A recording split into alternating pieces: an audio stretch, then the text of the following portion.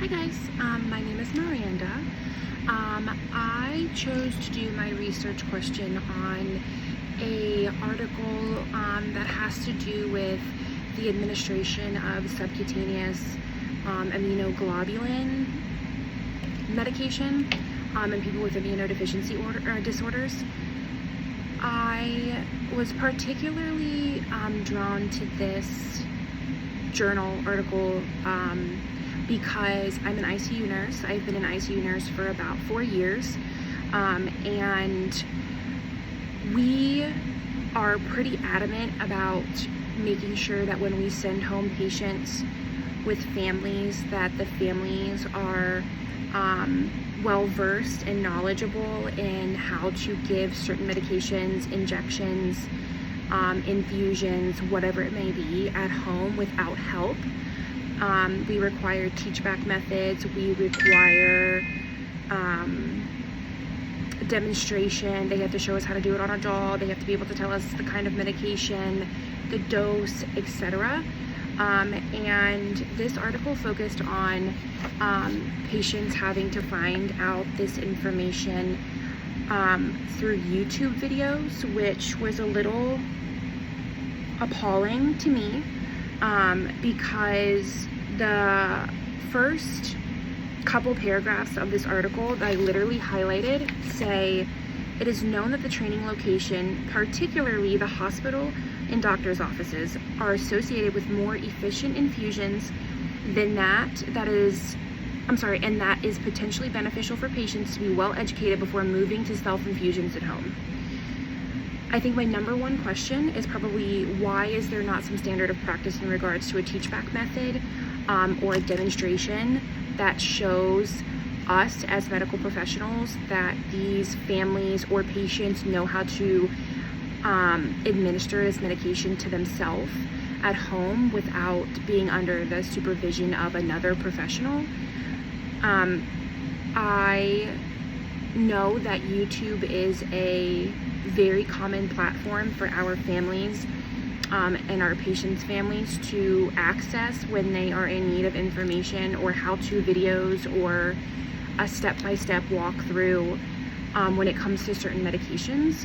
And nothing on YouTube is really regulated to the extent to where we can make sure that the kind of medical information that people are accessing on YouTube is actually credible.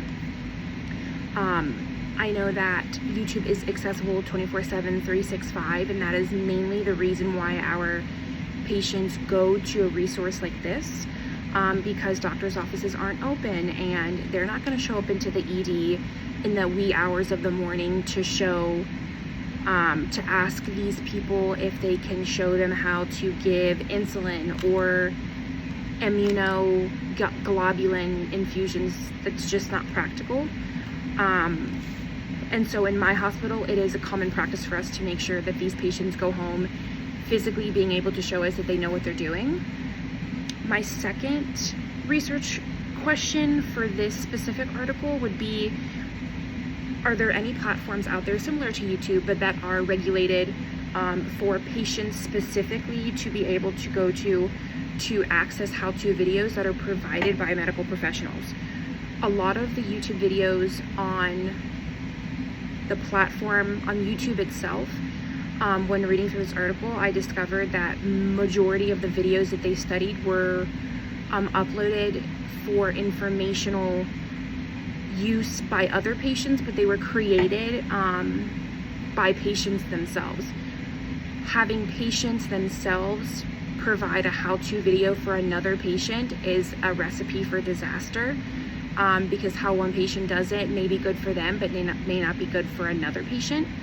And when I was researching Google Scholar, other articles, things like that in regards to another platform, I saw a lot of platforms that were something where medical professionals could upload and talk to and show other medical professionals, how-to videos or their method of practice, but it was none that medical professionals can upload that can be accessed by patients.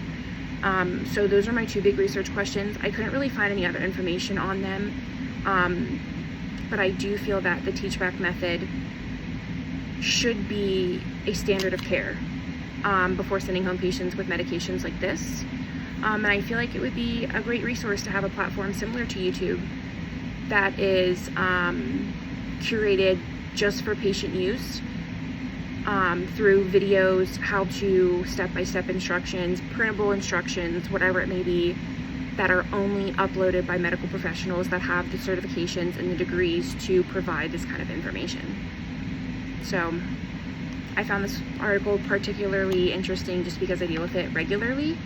But yeah, that's it.